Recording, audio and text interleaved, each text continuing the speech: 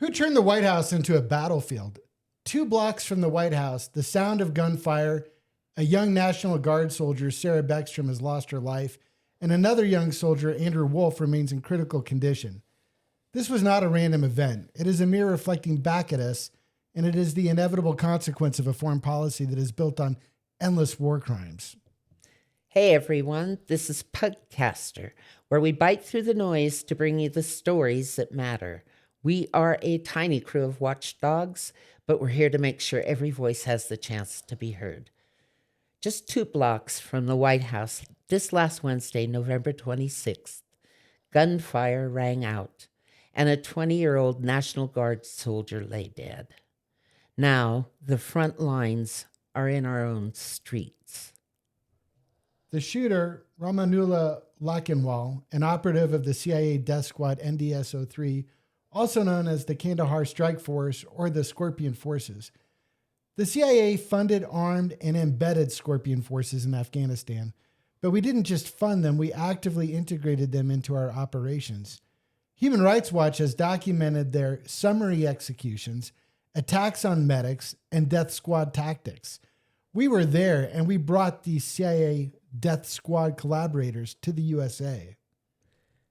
Now, in response, 2,300 troops flood Washington, D.C.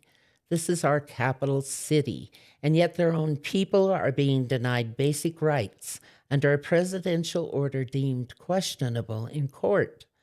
The U.S. District Judge Jay Cobb's ruling was clear. D.C. is not a training ground, and yet the occupation continues, a show of force distracting from much deeper problems. This isn't about safety, it's a theater. A militarized spectacle is being peddled as a protection, while our schools face lockdown drills and our local businesses struggle to survive. These same justifications were used to rationalize our overseas torture policies, and they are now being used to justify the militarization of our own capital. We create the conditions, we train killers abroad in the name of stability, ignore their atrocities, and then act shocked when the violence comes back to us. There's a clear line from Kabul and the mountains of Afghanistan to the corridors of power on K Street. This is a pipeline that is fueled by silence and it is shielded by impunity. We must ask ourselves, who genuinely benefits from a capital under constant military control? Who stands to gain when civil liberties are bartered for a false sense of security? The answers are buried in the contracts, the classified budgets, and the unchecked agencies. The pattern is undeniable. Project violence abroad, normalize secrecy, and reap the consequences at home, and then exploit those consequences to demand ever greater control.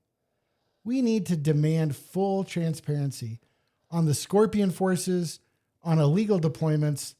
The people of DC, further, they deserve self-determination, not occupation. And the American public deserves the truth. The battlefield was never over there.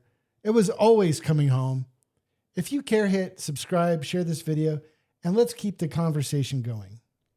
This is Pugcaster. We're a small team, big bite. Stay curious, stay brave, and stay tuned.